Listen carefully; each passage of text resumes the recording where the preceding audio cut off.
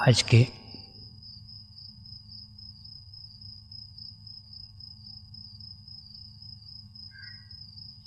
कार्यक्रम की शुरुआत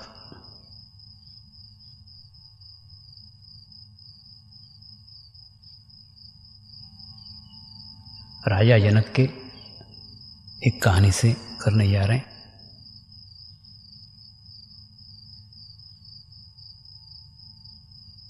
ये राजा जनक की कहानी पुरानी होते हुए भी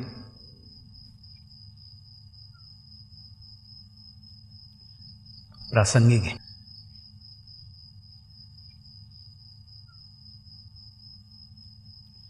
आज के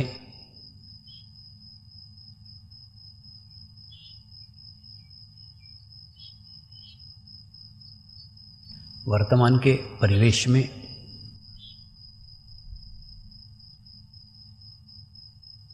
वर्तमान के स्थिति में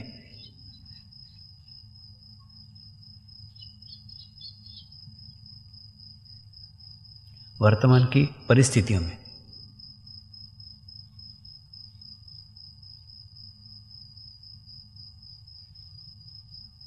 इस समाज में रहकर ईश्वर प्राप्ति कैसे की जाए,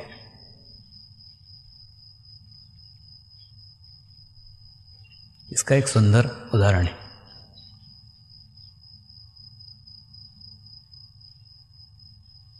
क्योंकि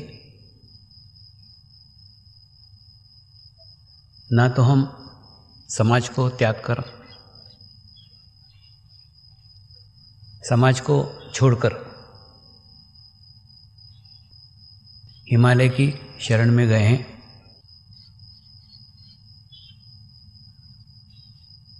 हिमालय से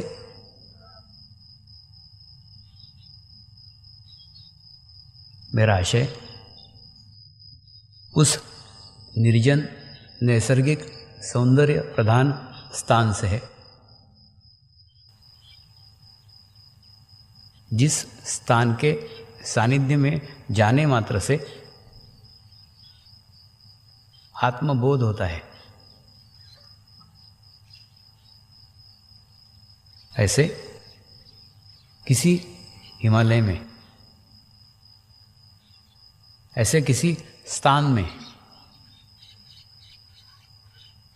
ऐसे किसी जगह सारे बंधन से मुक्त होकर ईश्वर प्राप्ति का प्रयास कर रहे हैं, प्रयत्न कर रहे हैं।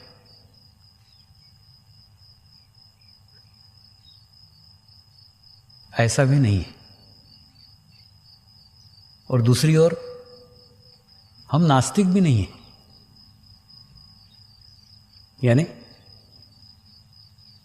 ईश्वर में भी आस्था है,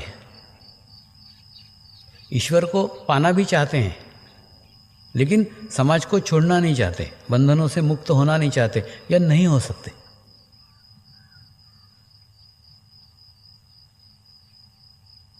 समाज को छोड़ना सभी बंधनों से मुक्त होना, सभी बंधनों का त्याग करना, यह प्रत्येक आत्मा के लिए संभव नहीं होता और संभव नहीं है। उसके लिए जन्मों जन्मों की तपश्चर्या की आवश्यकता है। इसलिए वो भी हम नहीं कर रहे हैं। और दूसरी ओर हम नास्तिक भी नहीं हैं। यानी हमारा ईश्वर के प्रति आस्था है, ईश्वर के प्रति भाव है, लेकिन ईश्वर को पाने का मार्ग, पाने का रास्ता हमारे पास नहीं है। यानी बीच की स्थिति है।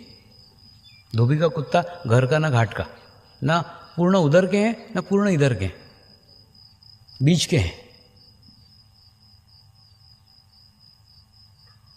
तो आज उस बीच के स्थिति में रहते हुए पहले अवलोकन करने का है, क्या वास्तव में हम ईश्वर प्राप्ति चाहते हैं? कुछ नहीं, अपने आप को ही प्रश्न पूछो, क्या मैं ईश्वर प्राप्ति चाहती हूँ? क्या मैं ईश्वर प्राप्ति चाहता हूँ? अपने आप को प्रश्न करो। और अगर वास्तव में चाहते हैं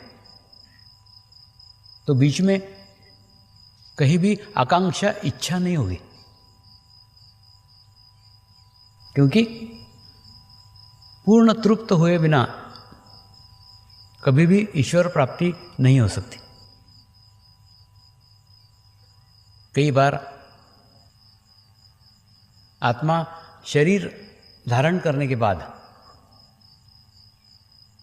अपने आप को शरीर समझने लग जाती है,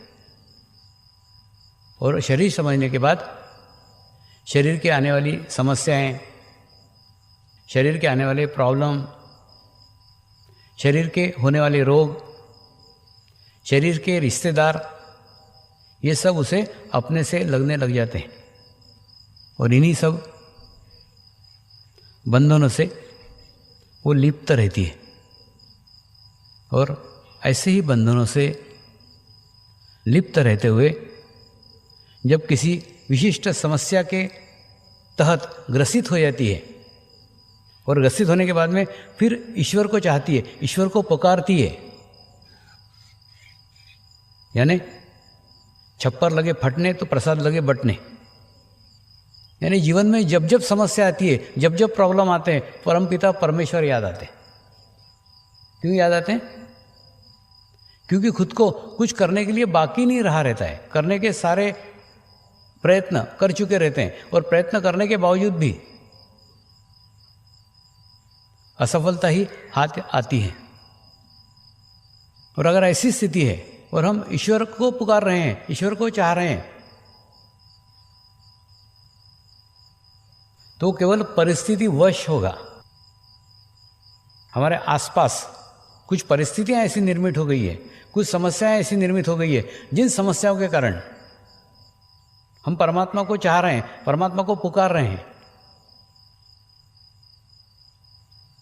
लेकिन एक स्थिति आत्मिक स्थिति भी है। उस आत्मिक स्थिति में जाकर कोई समस्या नहीं है, कोई प्रॉब्लम नहीं है, कोई रोग नहीं है, कोई दिक्कत नहीं है, कोई परिस्थितियां नहीं है जिसके कारण परमेश्वर को पुकारा जाए। उसके बावजूद भी ईश्वर प्राप्ति चाहते हैं, ईश्वर अनुभूति चाहते हैं। ऐसा अगर आप चाहते हैं तो समझ लीजिए, वास्तव में शुद्ध स्तर के ऊपर आप ईश्वर प्राप्ति चाह रहे हैं। समाज में रहते हुए, परिवार में रहते हुए, सभी परिस्थितियों में रहते हुए, सभी ऐश्वर्य और सुखों के बीच में रहते हुए भी परमात्मा को पाया जा सकता है, परमात्मा तक पहुंचा जा सकता है। इसी का उदाहरण राजा जनक की यह कहानी है। राजा जनक को ब्रह्मर्षि कहा जाता था, ब्रह्म ज्ञानी कहा जाता था, कि उन्हें ब्रह्म का ज्ञान है, ब्रह्म की अनुभूति है। एक बार ये बात जब नारद मुनि तक पहुंची तो नारद मुनि ने उन्हें मिलना चाहा, उन्हें जानना चाहा, उनसे ज्ञान की प्राप्ति करने की इच्छा से नारद मुनि राजा जनक के पास पहुँचे। और जब उन्होंने राजा जनक को देखा तो बड़े विचलित हो गए। राजा जनक सिंहासन के ऊपर आरूढ़ थे, सिंहासन के ऊपर बैठे हुए थे। सामने नर्तकियां नाच रही थी, नृत्यांगनाएं अपना नृत्य प्रस्तुत कर रही थी। पास में वाद्य वृंद बज रहे थे, ऐसा जब दृश्य नारद मुनि ने देखा तो विचलित हो गए। ये व्यक्ति जो भोग विलास में लिप्त है, नृत्यांगना जिसके सामने नाच रही है, जो सोने के सिंहासन पे बैठा हुआ है, वाद्य वृंद बज रहा है, और ऐसे व्यक्ति को ब्रह्म ज्ञानी कहते हैं। ये ब्रह्म ज्ञानी कैसे हो सकता है? ये तो सुख और विलासिकता से भरा पड़ा हुआ है, ये इसी से पार नहीं है, तो ये ब्रह्म ज्ञानी कैसे हो सकता है? राज दरबार समाप्त हुआ तो नारद मुनि ने राजा जनक से प्रश्न पूछा कि आपको ब्रह्म ज्ञानी कहते हैं, यानी आपको ब्रह्म का ज्ञान है, ब्रह्म की अनुभूति है। और जब मैंने आपके दर्शन किए तो मैं विचलित हो गया। आप सिंहासन पे आरूढ़ थे, आपके सामने नृत्यांगनाएं नृत्य कर रही थी, वाद्य वृंद बज रहे थे, आप भोग विलास में लिप्त थे, तो आप ब्रह्मज्ञानी कैसे हो सकते हैं? क्या आप मुझे इस ब्रह्म ज्ञान का रहस्य बताने की कृपा करेंगे कि आपको फिर भी ब्रह्मज्ञानी क्यों कहते हैं? राजा जनक ने उसे उत्तर दिया, हाँ अवश्य बताएंगे, लेकिन मेरी एक शर्त है। वो शर्त यह है कि मैं तुमको एक कटोरी भर करके दूध दे रहा हूँ, ये दूध लेकर आप दिन भर घूमो, और घूमने के बाद में अगर इस कटोरी का दूध छलक गया तो मैं आपको यह रहस्य कभी नहीं बताऊंगा, और ये दूध अगर नहीं छलका, ऐसा का ऐसा ही दूध लेकर आप वापस आ गए, तो मैं आपको ब्रह्म ज्ञान का रहस्य बताऊंगा। नारद मुनि बड़े खुशी से, बड़ी प्रसन्नता से तैयार हो गए। उन्होंने कहा ठीक है। दिन भर वो कटोरी भरी दूध की लेकर अलग अलग लोकों में, अलग अलग राज्यों में भ्रमण करते रहे, और घूम करके सब जगह देख करके शाम को वापस आए। और वापस आने के बाद नारद मुनि को राजा जनक ने प्रश्न किया, नारद मुनि आज दिन भर में आपने क्या क्या देखा? आप अनेकों जगह गए, अनेकों लोकों में गए, तो आपने दिन भर में क्या क्या देखा? तो नारद मुनि ने बड़ी गंभीरता से उत्तर दिया, आज दिन भर में मैंने कुछ भी नहीं देखा। मैं शरीर से सब जगह घूम रहा था, सब जगह देख रहा था, लेकिन मुझे कुछ भी दिखाई नहीं दिया। दिन भर मुझे कटोरी दिखाई दे रही थी और दूध दिखाई दे रहा था। मेरा सारा चित्त, सारा लक्ष्य मेरा उस कटोरी के ऊपर था और दूध के ऊपर था, क्योंकि अगर दूध छलक जाएगा तो आप ब्रह्म ज्ञान का रहस्य मुझे नहीं बताएंगे, और मैं ब्रह्म ज्ञान का रहस्य जानना चाहता था, इसलिए मैंने पूरा चित्त मेरा उस कटोरी के ऊपर रखा और दूध के ऊपर रखा। राजा जनक ने मुस्कुराते हुए उत्तर दिया, नारद मुनि मेरी स्थिति भी ऐसे ही दूध और कटोरी जैसी है। मैं सबके बीच में हूँ, सबके साथ हूँ, सबके करीब हूँ, सबके पास हूँ, लेकिन मैं किसी में भी नहीं हूँ। जिस प्रकार से आप सारे संसार में घूमते रहे, संसार में विचरण करते रहे, लेकिन आपका चित्त संसार में कहीं भी नहीं था। आपने संसार में कुछ नहीं देखा, आपने संसार में केवल कटोरी देखी और दूध देखा, इसके सिवा कुछ भी नहीं दिख रहा था। ठीक इसी प्रकार से मैं राज्य कारभार चलाता हूँ, शासन करता हूँ, राजमहल में रहता हूँ, सिंहासन पर बैठता हूँ, नृत्यांगनाओं के नृत्य देखता हूँ, वाद्य वृंद सुनता हूँ। ना तो मैं सिंहासन में हूँ, ना वाद्य वृंद में हूँ, ना नृत्यांगना में हूँ, मैं कहीं भी नहीं हूँ। मेरा चित्त सदैव परमेश्वर के पास लीन रहता है, शरीर से मैं कहीं भी रहूँ। तो उन्होंने ये कहकर जो संदेश दिया, जो मैसेज दिया, वो केवल नारद मुनि तक सीमित नहीं था। ये मैसेज, ये संदेश संसार में रहने वाले प्रत्येक आत्मा के लिए है। जो आत्मा ने समाज में रहती है, समाज को छोड़ करके नहीं जाती, समाज के बीच में रहती है, और समाज के बीच में रहते हुए भी कैसे ब्रह्म ज्ञान प्राप्त किया जा सकता है, ब्रह्म की अनुभूति की जा सकती है। जिस प्रकार से मैं कई बार उदाहरण देता हूं कि राजस्थान में पनघट के ऊपर बहनें सर के ऊपर एक के ऊपर एक 4-4 मटके रख के चलती है, 4-4 कोस चलती है, 4-4 सहेलियों से बातें करती है। उसके बावजूद भी ऊपर का एक भी मटका नहीं गिरता। राजस्थान में पानी की समस्या है, पानी को लेने के लिए बहुत कोसों दूर जाना पड़ता है। तो ऐसी बहनें जाती है, कुएं पे जाती है, कुएं पे से पानी लाती है और एक के ऊपर एक 4-4 मटके सर के ऊपर रखती है, 4-4 सहेलियों से बातें करती है, 4-4 कोस चलती है। उसके बावजूद भी एक भी मटका नहीं गिरता। यानी आप बोलेंगे राजा जनक तो बहुत महान थे, हम वैसे नहीं हो सकते। ठीक है, मत बनो वैसे। वो पनघट से पानी लाने वाली बहनों के जैसे तो बन सकते हो, उसको तो गुरु बना सकते हो, उसको तो आदर्श रख सकते हो। वो तो आप में से है, आपके बीच की है, आप जैसी है। तो कौन सी तकनीक है? ब्रह्म ज्ञान का रहस्य उन मटकों के अंदर छुपा हुआ है। वो पनघट पे चलने वाली बहन किस तरीके से मटके लेके आती है, बहनों से बातें करती है, 4-4 सहेलियों से बातें करती है। चित्त सहेलियों में नहीं होता।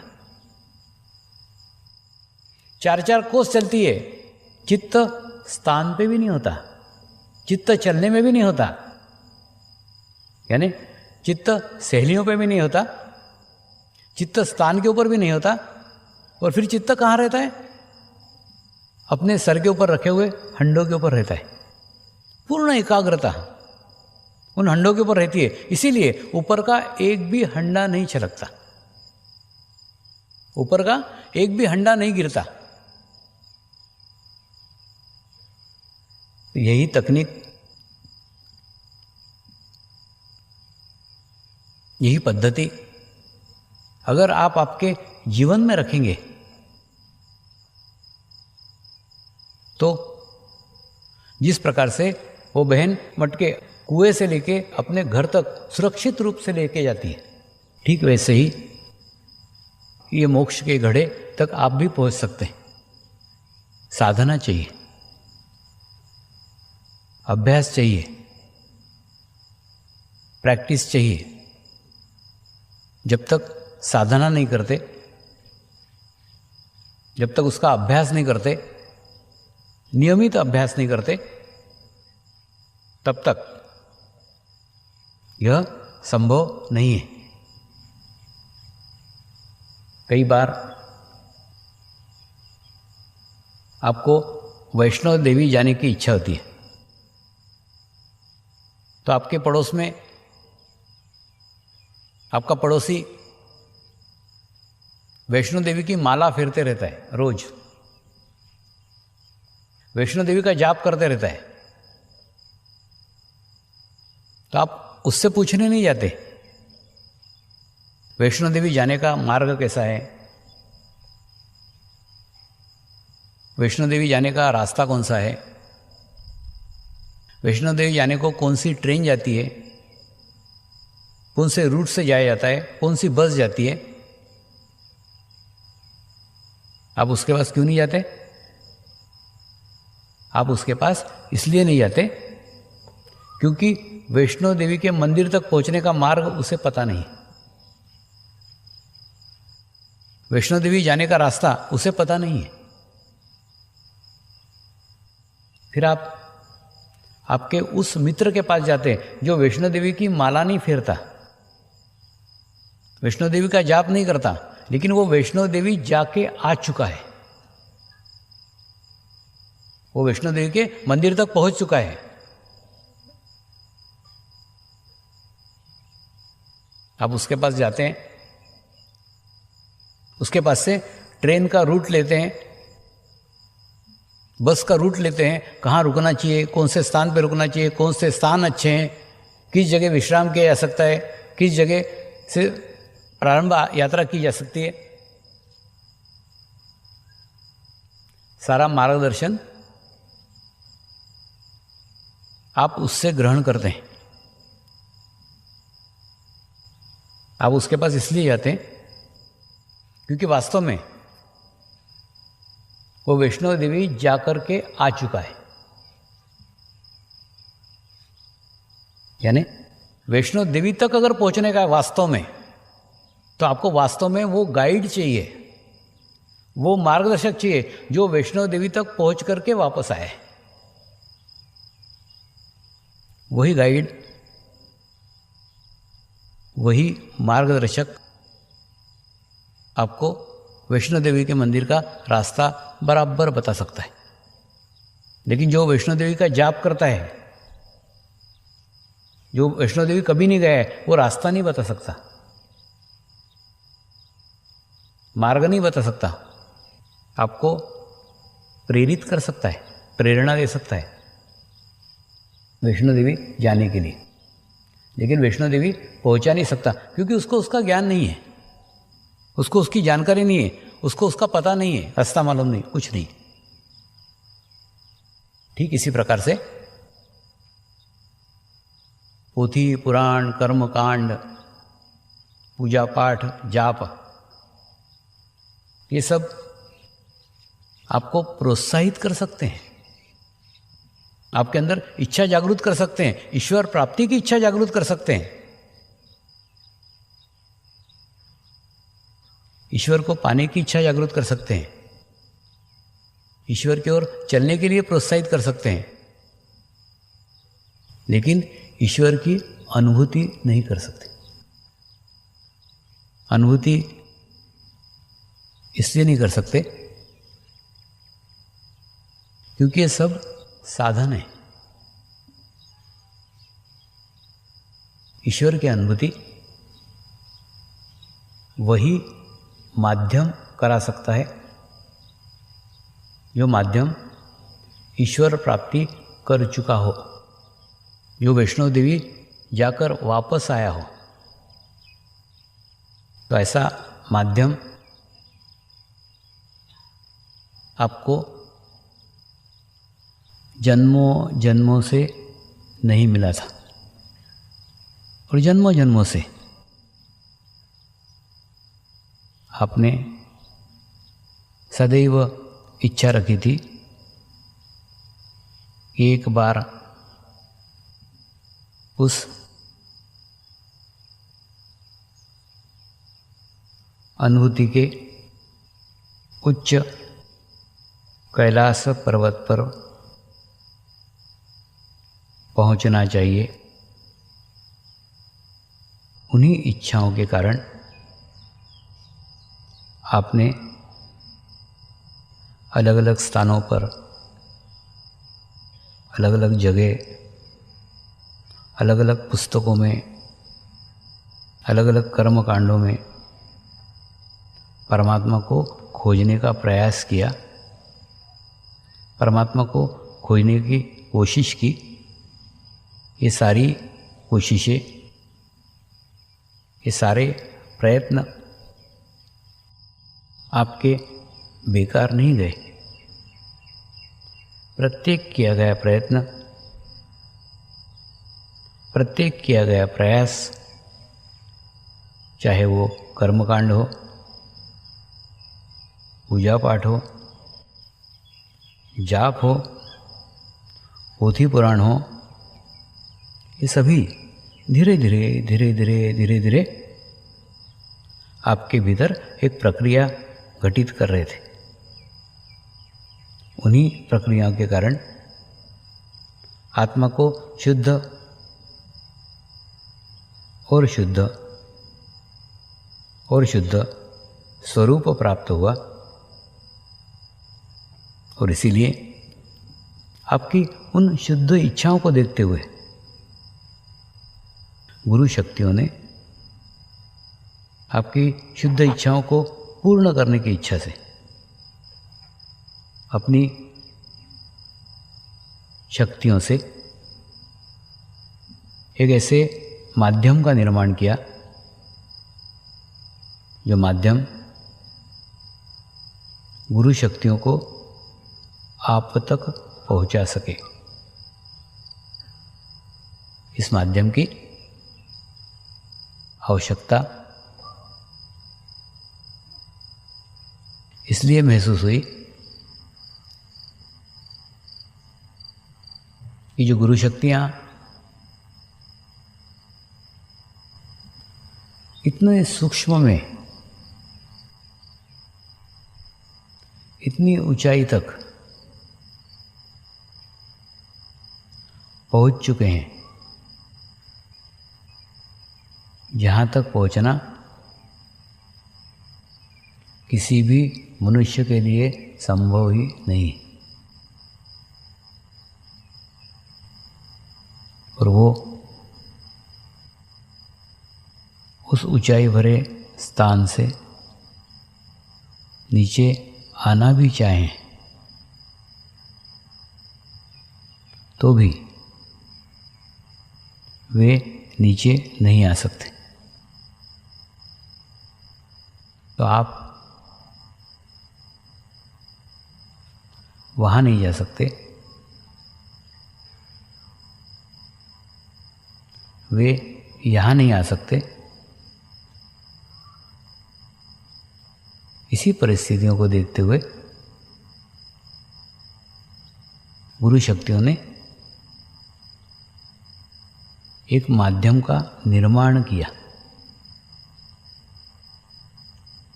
जो माध्यम आपके और गुरु शक्तियों के बीच एक सेतु का कार्य करेगा और उसी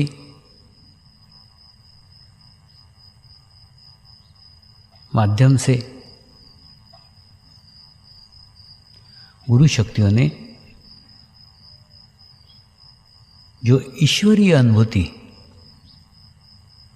हिमालय में प्राप्त की थी, वही ईश्वरीय अनुभूति उस माध्यम के माध्यम से आपको प्रदान की है। लेकिन उस माध्यम ने आपके आत्मा तक वो अनुभूति पहुंचाई है। ब्रह्म ज्ञान एक अनुभूति है। वो अनुभूति उस माध्यम से आप तक पहुंची है। लेकिन इस प्रक्रिया में कोई भी शारीरिक गतिविधियां नहीं हुई, कोई भी शारीरिक क्रियाएं नहीं हुई। उस माध्यम ने आपके शरीर को आके झंझोड़ा नहीं, आपके शरीर को हिलाया नहीं, आपके शरीर को थपड़े मार करके जगाया नहीं। तो उस माध्यम ने क्या किया? कुछ नहीं किया। स्वयं को जो गुरु कृपा में ईश्वरीय अनुभूति प्राप्त हुई थी,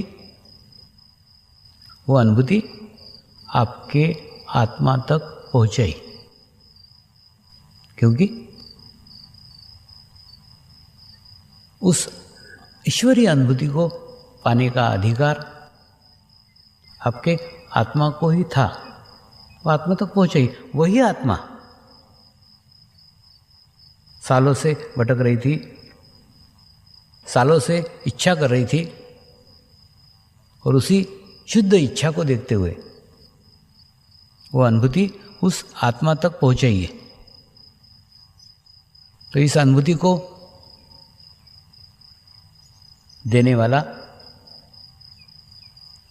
साक्षात परमात्मा है, जिस परमात्मा ने वो अनुभूति आप तक पहुंचाई है। परमात्मा की अनुभूति परमात्मा ही कर सकता है। मेरे गुरु परमात्मा ही हैं। वो आत्मा तक वो अनुभूति को पहुंचा रहे हैं। तो आपको भी उस अनुभूति को वृद्धिगत करने के लिए, उस अनुभूति को बढ़ाने के लिए आत्मा बनना होगा। जब तक आपको आपका बोध नहीं होता, जब तक आप स्वयं आपको नहीं जानते, तब तक उस अनुभूति को भी नहीं जान सकते, उस अनुभूति को भी नहीं पकड़ सकते, अनुभूति को भी नहीं वृद्धिगत कर सकते। नमस्कार। कुछ नहीं, अपने चित्त को एकाग्र करो। दूसरा, चित्त को एकाग्र करना कठिन है, इसीलिए हमारा मनुष्य स्वभाव है, जहाँ हम शरीर को हाथ लगाते हैं ना, हमारा चित्त वहाँ पे स्थिर हो जाता है। इसलिए लेफ्ट हैंड को ऐसा रखो, राइट हैंड का ये जो पार्ट है, इस पार्ट को अपने तालू भाग पे रखो। राइट हैंड को, मैं आपके सामने बैठा हूँ उल्टा, राइट हैंड को तालू भाग पे रखो। थोड़ा सा हल्का सा दबाव दो, उंगलियां ऊपर की ओर होनी चाहिए। हल्का सा दबाव दो, दबाव देके 3 बार क्लॉकवाइज वहां घुमाओ।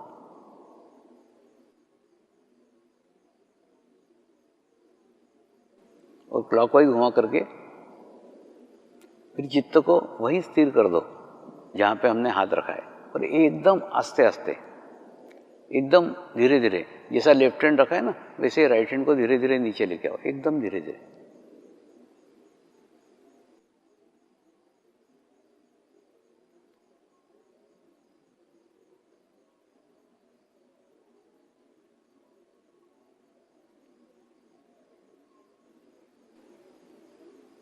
अब जो हम बोलेंगे उसको अनुभव भी करना।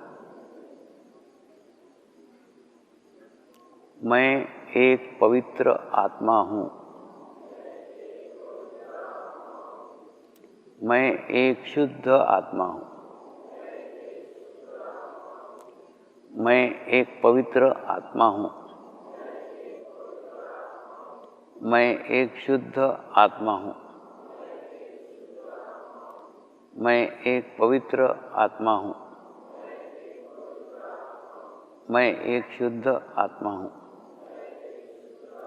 और अपने चित्त को तालु भाग पे रखकर ध्यान करो।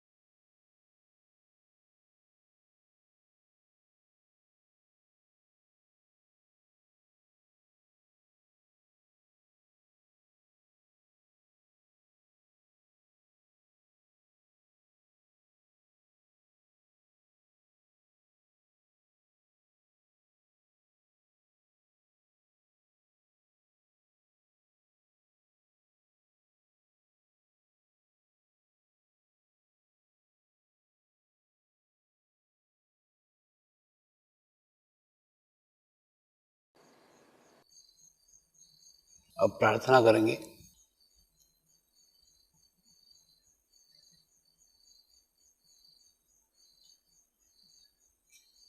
हम सभी पवित्र आत्माएं अपने आप को जान लें, यही हमारी सबकी शुद्ध इच्छा है। यही हमारी सबकी शुद्ध इच्छा है। यही हमारी सबकी शुद्ध इच्छा है। नमस्कार।